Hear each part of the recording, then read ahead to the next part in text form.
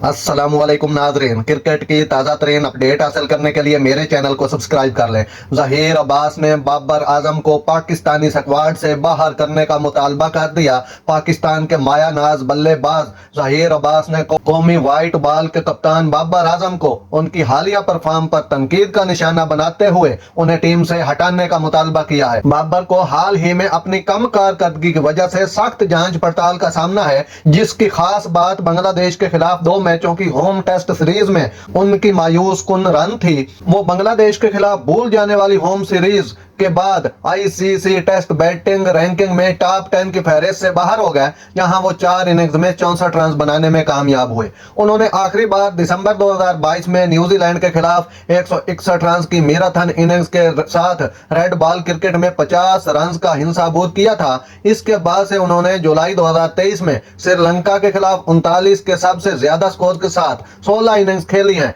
ज़हीर अब्बास ने मुत्तहिदा अरब अमारात यूएई में खेलों के टॉक शो में शिरकत के दौरान अपनी मायूस कुन कारकर्दगी की वजह से टीम में उनकी जगह पर सवाल उठाया।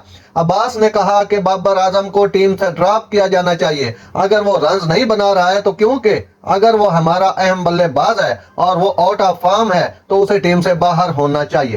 ताहम पाकिस्तान की टीम मैनेजमेंट ने स्टार बल्लेबाज पर एतमाद जाहिर किया है और इंग्लैंड के खिलाफ मुल्तान में 7 अक्टूबर से शुरू होने वाली आइंदा टेस्ट सीरीज के लिए उनकी हिमायत की है। नाज़रीन, ऐसी बर वक्त खबरें सुनने के लिए मेरे चैनल को सब्सक्राइब कर लें। अल्लाह हाफिज।